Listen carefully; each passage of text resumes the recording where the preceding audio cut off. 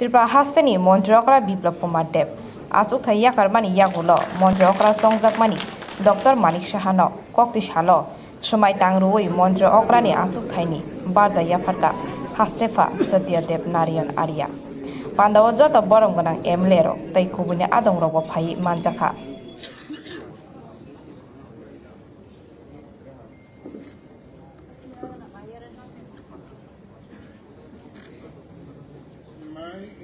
की शपथ लेता हूं আমি শ্রী মানিক সাহা বিশ্বাসের সহিত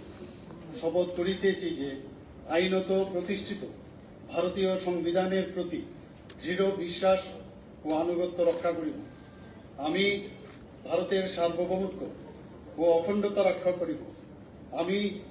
ত্রিপুরা রাজ্যের মুখ্যমন্ত্রী হিসাবে আমার কর্তব্য বিশ্বস্তভাবে ও বিবেক পরায়ণতার সহিত সম্পন্ন করিব এবং ভারতীয় সংবিধান অনুযায়ী ভয়, অনুগ্রহ, প্রীতি ও বিদ্বেষমুক্ত থাকিয়া সর্বশ্রেণীর লোকের প্রতি ন্যায় আচরণ করিব। আমি শ্রী মানিক সাহা ভগবানের নামে দৃঢ় বিশ্বাসের সহিত শপথ করিতেছি যে ত্রিপুরা রাজ্যের মুখ্যমন্ত্রী হিসাবে আমার নিকট যে বিষয় বিবেচনার জন্য উপস্থাপিত করা হইবে অথবা আমার জ্ঞাতসারে আসিবে তাহা মুখ্যমন্ত্রীর কার্য নির্বাহের জন্য ব্যতীত প্রত্যক্ষ বা পরোক্ষভাবে কোনো ব্যক্তি বিশেষ বা ব্যক্তিবর্গের নিকট বলিব না বা প্রকাশ করিব না।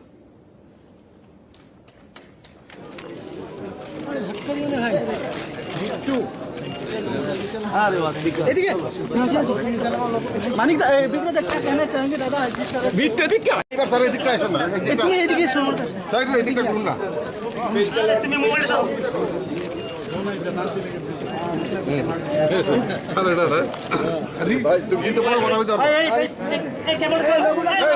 কিছুই চ্যালেঞ্জ কোনো চ্যালেঞ্জ করলে চ্যালেঞ্জ চ্যালেঞ্জ না হলে চ্যালেঞ্জ